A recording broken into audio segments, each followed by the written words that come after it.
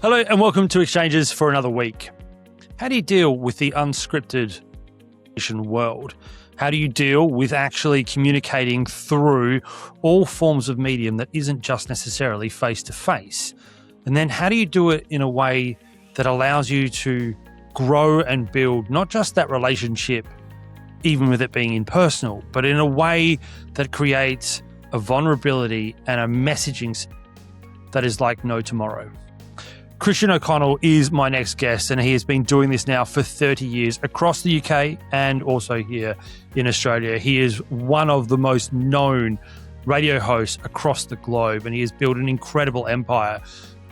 Done that by being a comic or somebody of presence. He does it because he has just this incredible style of communicating to you and me. So without any further ado, here is Christian O'Connell on this week's Exchanges. Christian O'Connell, welcome to Exchanges. First and foremost, congratulations on Unscripted.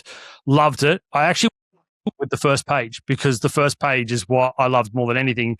You writing about Billy Connolly and what he did for your career and how he changed your whole perception about how to have this between what you and I are doing right now, which is conversations with anybody in front of 5,000 people as he was doing on the TV and then live to you, but also just in general. Take me through about that revolution in the early 80s and to where you are now as one of the most known radio hosts in the country, not just here, but in the UK as well.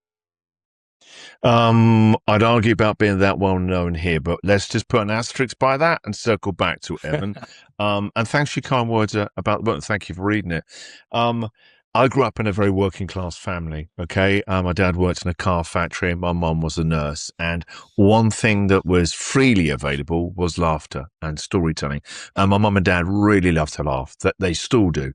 My kids, my wife, my mum and dad, still my favorite audience to make laugh. There's nothing better to me.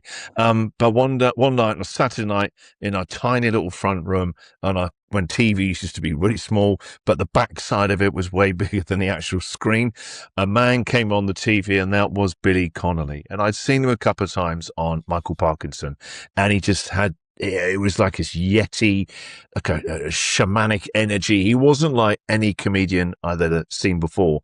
And growing up in the UK, comedians normally were in sort of dinner suits, did a lot of jokes about their mother-in-laws, but very traditional set up punch. Billy wasn't that. He was funny in the moment. Anyway, on this legendary performance of his, an audience with Billy Connolly, it was celebrities in the audience. So all your favorite famous people, like Michael Parkinson, were in stitches, and Billy Connolly was just on fire. And I saw this power it had on mum and dad. They literally couldn't breathe. But what really lit me up, and I kept annoying my mum and dad by going, how is he, I could say, how is he doing that where there was no script? And I could see as he was speaking and like almost like this word conjurer, like magic, as he was saying things out loud, he was discovering things with us as well. And it was like words were coming and he was creating and building words and worlds, and we were all in them with Billy. And he was surprised by what he was saying out loud. And then he goes somewhere else. I couldn't understand, how is he doing that without reading it off something, when that's all I'd ever see TV people do? And so I was obsessed with it. Like, how do you get to do that? Be funny in the moment, be spontaneous. That to me, it was like a magic spell he was weaving in front of us. And that moment when I was 13 in 1986, I was obsessed with it then, and I still am now. And tomorrow morning when I'm on the radio with no script at 6 a.m., I'm still, I would say, obsessed. It's a devotion to me to, I think communication is a sacred art form. I'd agree. So I was going to take you to that. You live and have for 30 odd years now in the UK and here in Australia around, basically doing what Billy Connolly's gift is, which is being able to put so many different concepts together in incredibly articulate ways. That communication gift that I know you have, I've heard you, I've listened to you many, many times. What is it about live communication, and particularly through the medium that you do, which is radio, or through the medium we're doing now, which is podcasting, that is just so enticing to the communication world, and why radio has been almost everlasting despite all of the pressures that are coming on it from outside? I think there's still something about the magic of the human voice, Evan. I really do.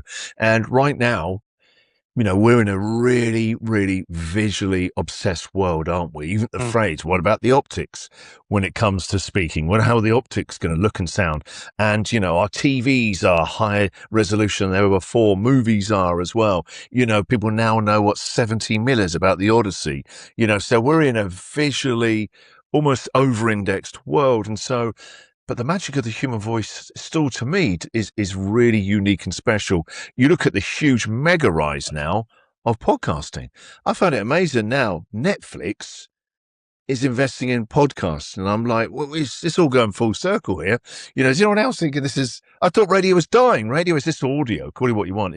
It's audio. I still think there's a magic of the human voice. And when you're driving, and in Australia, you drive a lot longer than certainly in the UK, you listen to audiobooks or podcasts. I think there's just a magic of the human voice. And I remember about 10 or 11 years ago, one of my best friends died, and before he died suddenly, he'd rang me and left a voice note about 2 weeks beforehand, and I was busy at the time. I never called him back, but for years and years, looking at pictures of him, didn't bring him as live, or even video clips that I had on my phone wasn't the same as playing back that voice note. And the way he was Irish, so the way he would say my name was like an audio fingerprint that kept him alive a lot longer than a video or a photo of him. So I really believe in the power of the human voice. When I'm really listening to my daughters, even when I'm in front of them, when I'm really listening, I can hear something sometimes under what they're saying, where there's some hidden need in the conversation that actually sometimes the visuals get in the way of it all. So I think I think it's not just radio, it's in real life as well. I've always been, since I started in radio, and I don't ever want to sound like a radio DJ. I'm trying to make it sound like a real conversation that you might have in the pub with your mates. So that brings on the next part of what you've sort of highlighted there. I mean, we are going through the medium of podcasting. You work in radio. The other part is obviously the AI part of what you've just sort of raised with, the world that we live in, particularly with the spoken word and how easily AI is now, grabbing people's voices, particularly someone of your ilk who is obviously very, very prominent in that space. Worried about where AI goes with, as you just said, that incredible tone and that unscripted voice that comes with speaking to people live. Could that be ruined by AI? Could it be used in a way that could actually slowly but surely replace the mediums that you and I work in? We've already seen some radio stations try and do it. Is that something that worries you, or do you know deep down that the personal interrelationship of communication through a microphone is still going to be second to none? Evan, I'm not smart enough to be able to above my pay grade to be really able to answer that. No. I think you are. You live in this world, and I know you know. No, well, then you fall in for the con job and the illusion. Please wake up, Evan. This is an intervention now on you, Evan. No, I tell you what I do. What I hope is that, it's going to become increasingly harder and harder to know what's AI slop. But look, I've worked for almost 30 years in breakfast radio. Before there was AI slop, there's an awful lot of human slop out there in business and in entertainment, on TV, on breakfast radio especially. And so, before we start pointing the finger at AI slop in my own industry, there's so much really immature stuff on breakfast radio especially, and it's lost a lot of people who've gone to podcasting. So one of the greatest compliments I hear is when people say, I've given up on breakfast radio, you maybe come back. I love hearing that. But I think the only way we're going to be able to work out what is human and what is AI, as it just gets better and better and better, is by doubling down on what is uniquely human. And that is authenticity. And really what does authenticity means? It means messiness. And actually that's what I'm obsessed with from a comedic point of view, and also just from a heartfelt point of view. My radio show, I hope, brings people together. I'm someone who came here as an outsider, a foreigner, an unknown voice, and I had to build connection, otherwise I would have been fired. But I believed in a story bigger than just doing a radio show, getting ratings and stuff like that. It was, my relationship to radio has changed massively when I started in radio, Evan. It was just about being the funniest man in the dial. And I built a career out of that. And then all of a sudden I realized that I'd created a persona, and I felt this gap between who I really was as I became a dad. When I first became a dad, my daughters now are 19 and 22. And so there was this gap of authenticity, and I was frightened to be who I really was on air. And so I had a very extreme response to that. I blew my life up. I quit a #1 show with 2.5 million listeners and came to Australia. You don't need to do that. It's not a healthy, normal thing to do. You don't have to do that. But that's what I did. And I came to Australia, and 8 years ago, I began again. Because that was one of your stories that I picked up on. Is that the interaction you had with Chris Evans, where he basically said to you, mate, you sound amazing, but are you really happy? And this gets back to that was a lot earlier on. It was this that, I was ahead. I would say I was just like I just constantly, my goal, really, my only metric was funny. And the shows did really well. But if you do that, you're going to cut off. It's like a keyboard, and you're cutting off all these other available notes and keys. They're available there for storytelling and connection. But look, when you're in your 20s and 30s, how you think about yourself and the world is a very different thing to suddenly, I'm 53. And so, I think it's quite a nice way to see yourself in like work in progress. So when people go, oh my God, you've changed so much, you go, oh yeah, that was 20 Christians ago. I think we should see it as like, phone upgrades. They're not always upgrades, each version of me, by the way. But if we saw it like that, oh yeah, that was 20 Evans ago. Yeah, of course I'm going to think that in my 20s. Absolutely. And it was right for me then. But who I am now, I think you have to be honest about who you are becoming as we age and mature, and bringing more of that messiness, really, as a deeply flawed human being, rather than trying to do an act as a flawless smart ass like Chandler from Friends, always there with the one-liner. You described something, just going on a bit further than that I've seen, called the vulnerability hangover. Is that all part of that messiness that you're talking about, but also the realness that you clearly can instill through your communication? Even listening to you right now, the openness that you talk with. And, if you are watching this on YouTube, you can see how you speak, your communication skills, and your overall ability just to radiate that communication thing. Is that all about what you wrote in The Unscripted, which is about understanding that, as you said, 20 Christians ago probably wouldn't have done that? It was all about driving towards that comedy, driving towards of the, as you said, the straight stand-up line, get it in, deliver it, rinse and repeat. Is that why you think now it's a different Christian, but also a Christian that is much more sort of open and therefore much more communicative in how you go about your job? Yeah, that's taken a long time, honestly. Everyone, I wouldn't really have this conversation this open and easily. I still struggle sometimes, depending on how I feel about, talking about panic attacks that I've had for, quite a lot of my life, really. It took me a long time, a really, really long time, certainly in the last couple of years, to be able to speak openly about that. And that's because there's a residue of shame. And as a man as well, and a performer, you want to be this kind of superhuman. And so it's taken me a long time to get to that, an awful long time. And what happened is, when I had that, I was totally just obsessed with one thing: performance. And I was rewarded for that, awards, ratings, suddenly could have a nice house the first time in my life, and so you get an identity with that. But after a while, that will trap you. And what happens is you're pushing down all these other emotions, and eventually they explode. So for me, it came out as panic attacks. And I think that, at the time I thought these would come out of nowhere. And then after a while, they were like, it's like Chernobyl. There were warning signs several years before they really were, very visceral and frightening, actually. There were warning signs going off, but I ignored them. And maybe this is relatable to a lot of your listeners. You will do either start taking on more projects, work harder. You just find ways to try and ignore that inner turmoil. And so that's when I realized that actually I was doing a performance of some version of myself that actually wasn't working anymore, and it was creating a lot of pain for me. And that's when I, first of all, had to go and get help, and that's when I had to learn to be kinder to myself. And the thing I didn't realize, when people talk about vulnerability isn't writing. You might be able to put it in a book. You might be able to put it on a social media post and go, "Oh, what I mean, I'm so vulnerable right now." Until you say it out loud, and it's like, it's really, the thing about being vulnerable is it's really uncomfortable at times.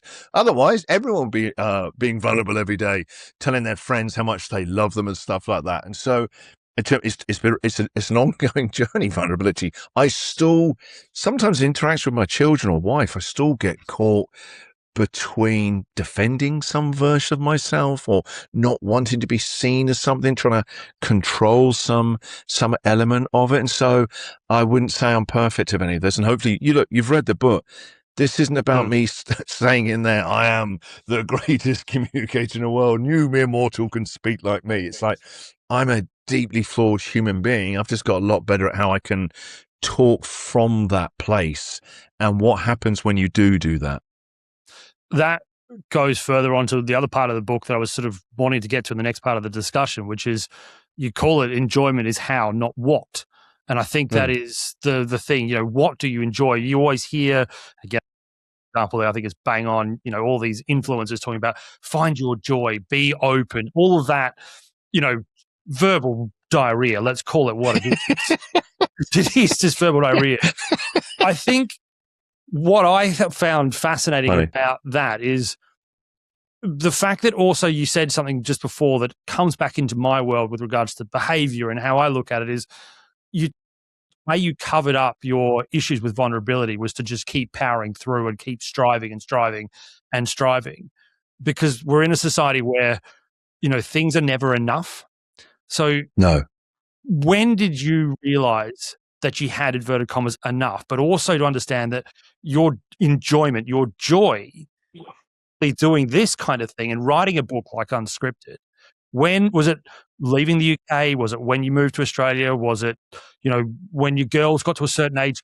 Because I know my point when I found my understanding that actually, hang on a minute. What was it for you? This. So for me, I when I sort of came into the media just by pure accident about 13 years ago, absolutely pure. I mean, my background is in economics and behavior and all this kind of stuff. Yeah, I saw that. I was fascinated by that. So, but I came into it with a job that when I first moved to Melbourne, I got this job, and all of a sudden I was sitting there doing something like this that I just loved. I was like, I actually really want to keep doing this, almost to the detriment of anything else. And so I realized I had enough. My question is to you, with looking at that part of your book, that whole idea that you've got, know your how, not your what, and what your enjoyment is. Can you remember that point? I think, I don't think it's like I think in life we have these small breakthroughs.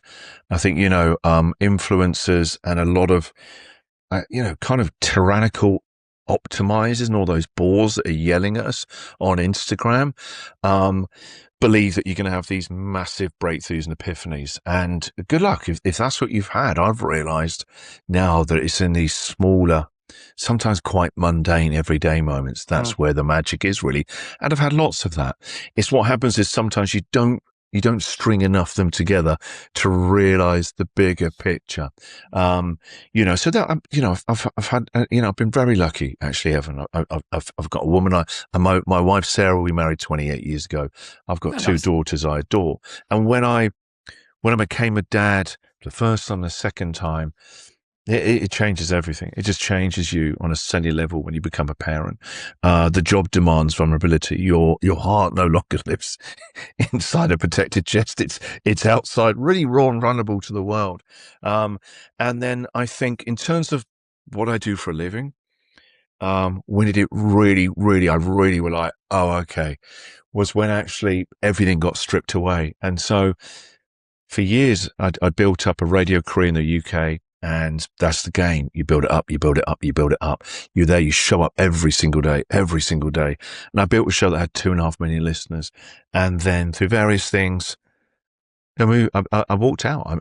We moved to the other side of the world to begin a new life. All of us as a family, and me a radio show again. And it was only when I realized this is too hard. This is actually horrible. Everything got stripped away from me. So all that shared history you have with your audience, even the fact that every time I spoke in the UK, people recognize your voice. They know, oh, he's one of us. It's tribal. He knows about football, soccer, certain TV shows. You've got this incredible shared history, the punchlines. You know what areas are, dodgy areas and that. Suddenly, every time you speak here in Australia, people are reminded you're not one of us. You don't know about, footy. You don't know about meat pies. You don't know about brown snakes. You don't know about round the twist, and so straight away you could feel this distance. And I was like, my whole job is about dissolving distance. How am I going to do this? And so it was very clear when I moved here, this isn't going very well. But you can't stop. You have to imagine. You have to be really clear and hold a vision. Why am I here? And it can't be ratings, because the ratings weren't great for a while, nor would they be. And so it's not good. I can't be motivated by the external. It had to be, what's the bigger picture now? Why did you come here? If you wanted it to be recognition and ego, you should stay where you are, but you didn't. You actively chose this. And then it was really working out why did I want to come here? Because you got it now. You gave it all away. Now, what if you could do it differently? And then I saw the opportunity. I didn't see what had been taken away from me. I was like, what I could gain. Then it was really, what it was inviting me was vulnerable. What if you were more vulnerable now? You felt that you couldn't do it because you built an act. It was all about defending the act and the persona. Now you don't have that. People don't care about your successful past in the UK. And so actually one thing I've learned is don't get too caught up in your past work. It doesn't really matter. In some cases, it can actually hold you back because you become too worried about destroying your reputation or your resume. It doesn't matter. And so I really had to learn that actually I had to be more vulnerable. And so I started to talk and try and find funny ways about the elephant in the room, which was me being a foreigner, English, and trying to build a life here. And then the more vulnerable I was, I felt like the jokes were funnier and richer in a different way, almost like more honest. It was like it was on a cleaner fuel. And then people really saw me as a human being, not an outsider. So I started to talk about how hard it is building a life here. Daughters changing 3 schools in 18 months. Me as a middle-aged guy in my mid-40s when I moved here, I didn't have any friends. I didn't even think about that. I was like, my wife is making friends really easy. She'd go and walk the dog, come back with 3 new phone numbers. And I was like, I've got no mates.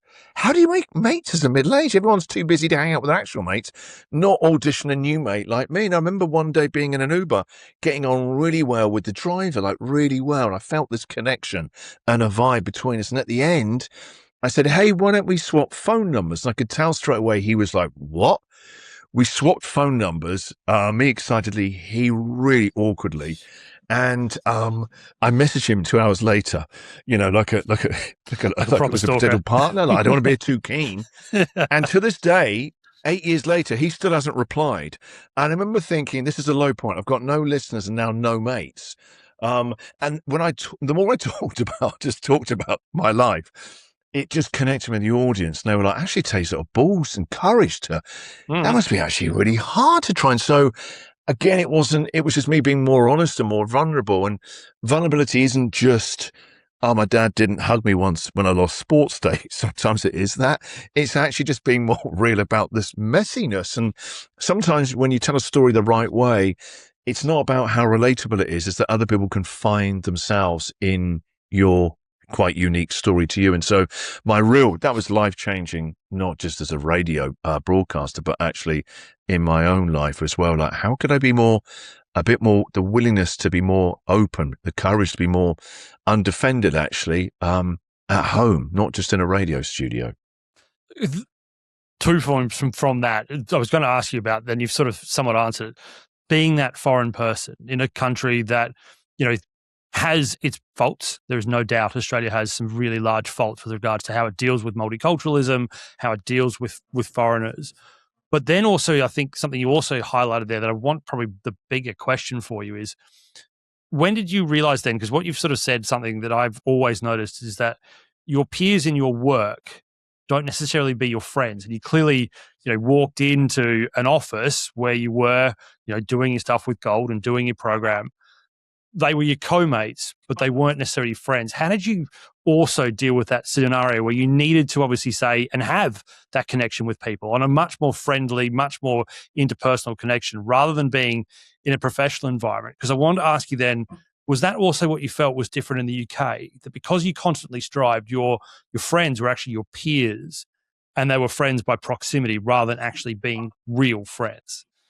Yeah, I think I've learned a lot of lines. I think I have done over the years as a leader. I'm always the leader of my own teams. I have been, and I've made so many mistakes of actually blurring lines.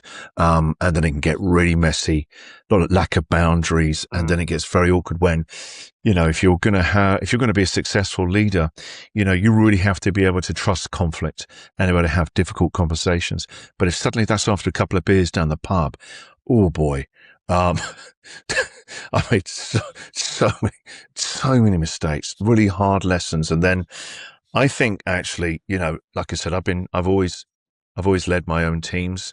I would describe myself as an accidental leader, to be honest, Evan. I didn't get in radio to be a leader, and no one anointed me as a CEO. But I realized very quickly in my radio career was that the only way I'm going to try and make this work isn't by listening to bosses. They're trying to impose a cookie cutter approach to radio on me. And that is the only way I've got a chance, and it's a rare chance to build a career in what we do. It's very rare, is actually by working out what's unique to me. It can't be through that. And so I'm going to have to lead myself. But actually I thought I was a leader. I wasn't, I was a manager. And I think there's a difference between a leader and a manager. It's only when I moved here, I really became a leader in the UK, because after a while, my shows were big. People wanted to work with me. So I didn't realize I had a status over my team members. If I was hiring, we were inundated with people. And so I could use coercion and status almost, and so that's not real leadership. It's like what I call synthetic leadership, about status and power. Was when I came here, I couldn't do any of that. I inherited some people who were assigned to me. They didn't really believe in me, and not understandably, and they didn't really know me. They didn't trust me. It's all the stuff you need to build anything in life: a family, a business, a team. Trust, accountability, and a clearly defined and communicated vision upheld every single day. There was none of that. I had to then get a lot better at team culture and realizing that leaders are the team culture. It's all you embody it. And so I had to really understand what kind of leader I needed to be and what kind of leader I was. And again, that was about vulnerability. That was getting closer to who I really am, and then working and then leading from that place. And so then I totally changed how I ran teams, how I was the leader, and in terms of a little bit in terms of the friendship, and then realizing these are teammates. And even though I'm very close to my teammates, I love going out socially. Just putting some healthier boundaries in for them and me is really, really important. And so I see them, and and it has to be modeled. I want my team to feel safe psychologically, and I want them to be seen as humans, not resources. And so I've had to be more vulnerable with them than I've ever been in my career, because I think a leaders need to model it first. If you expect it in other teammates, but you're not doing it, your inner landscape, what you're willing to tolerate, is the team culture. You can say one thing and write it on a whiteboard, but it's kind of like whatever they know, we're walking, talking antennas. And so, but in my personal life, finding friends, that took a while, actually. Yeah. I never, ever, I just thought Australia, beaches, great wines. And then it was just like, no mates. I'm like, wait, what do you mean no mates? Well, you're in the middle-aged. Men find it hard to make friends anyway in the middle-aged when you're the other side of the world. And again, it's that thing about he's not one of us. So yeah, that took a lot longer than I thought, actually. It always does. And again, I'm just very quickly adding my little 2 cents to it. Even moving, interstate. But it's the same thing. It's the same thing, because you're they've got their friends, right? They've got their mates. Why do they need more? I think it's what I came across is like, that was the fascinating part is why cool, but I've got my own thing. But also, therefore, just where that brings me to, I want to bring back to your book, because this, the whole concept of Unscripted, what I loved about it is your vulnerability, the mess that you talk about, how you dealt with the harder edges of the life that you had, but you finish it with talking each other home. What does home look like for you in the next, now that you've got a national roadshow, you've got this book coming out? What do you mean by that term? Because I love that end comment, which is talking each other home. What is that to you? I remember home is coming back to who we really are in an undefended way. And it's the hardest, it's the journey of your life. My mum, like I said earlier, Evan, was a nurse. In the last 20 years of her nursing career, she nursed very old people near the end of their life. My mum always used to come home after a big, long back-breaking shift and just would always talk about how she would say how they just left it too late, especially the men, to say how much they were sorry or they loved their brother or their sons. She just saw so much regret. Because actually I think in their moments, they suddenly realized what mattered and what has heart and what doesn't. And they were, in a sense, coming home to who they really were. And sometimes death does crystallize things. I've seen this in the last 2 years of my life. 2 years ago, my mother-in-law died suddenly. And so it's been around in the last 2 years of my life and my family's life. So coming home, that concept of coming home is coming back to a home in ourselves. We all want to belong. And again, it goes back to in a family and a team. I want my team members to feel like I think that people buy into what they help create. And so if you came in to watch a team meeting, you would be surprised how much that I think the one people think is, oh my God, it's a real team, and all high-fiving each other. I couldn't put up with any of that. But there's a lot of psychological safety and people feeling like they belong. But when we talk about belonging, it's not just belonging to what we create and offer into the world. It's actually that we belong to ourselves. And that has taken me a really, really long time to really understand. And that's, I think, our journey in life actually is how do we, and that comes back to that vulnerability and accepting our flaws. So often we're trying to hide who we really are, the messy parts. If they see this, if they find this out about you, they won't like you, or you'll be suddenly back at school. If they see that about you, or they won't like you, you'll feel ridiculed like you did when you were 9, and you made a pact then never to feel this again, to hide that part of you away, for crying out loud. And so for me, it's like it's accepting all those what we think are messy parts of ourselves as actually that all parts have to be welcome. And that's what it's based on a Ram Dass quote I heard a couple of years ago, how we're all lost souls walking each other home. And I was like, oh God, that's so beautiful. You have a nice conversation with a stranger sometimes, it can just be a minute and you both leave energized and reminded that we need each other. Like, God, that's the highlight of my day. That's that exchange, 20, 30 seconds, just a moment there of shared, humanity, I guess you really could say it.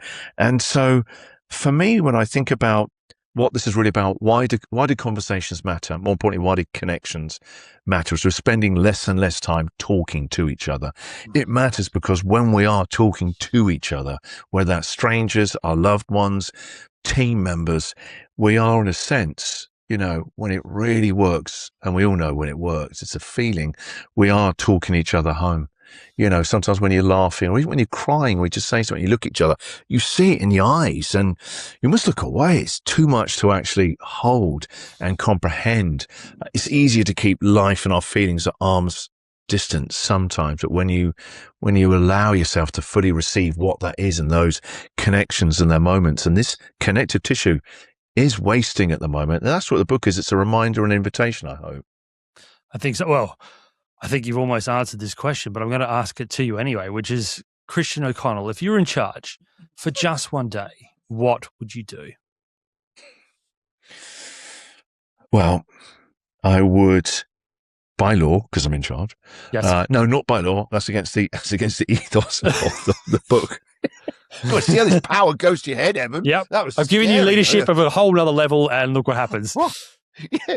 No, I would invite everybody to speak to more strangers and to also take the risk and start up more conversations. And then just notice what happens and how you feel. If I'm in charge for the day, thrown aside. Even if it's for half a day, because I know people have got stuff to do on them and yada, yada, yada. But actually for a couple of hours, let's just put the phones down and be with each other at work and at home. Because I know when I come back from holiday and I've been with my wife and kids, we spend a bit more time than we normally would do.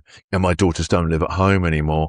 You get reminded of it. You know, you make those promises. Hi, I'm going to spend less time on. I'm going to delete Instagram and all that. And of course, you don't do half of it.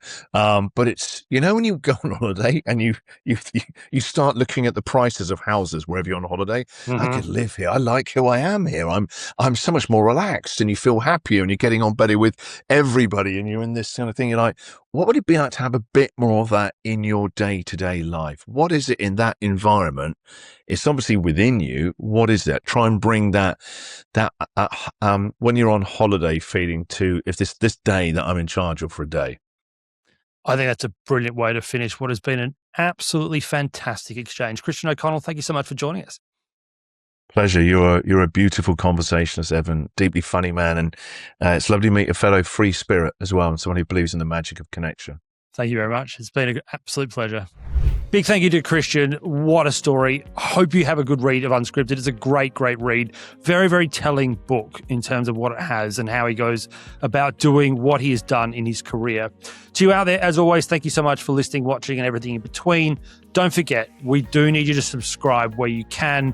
The more subscribers we get, the more guests we can get on the podcast. And we love growing the way that we are. We've also got an email. It's exchanges@evanlucas.com.au. Until next week, thank you as always. We'll speak to you then.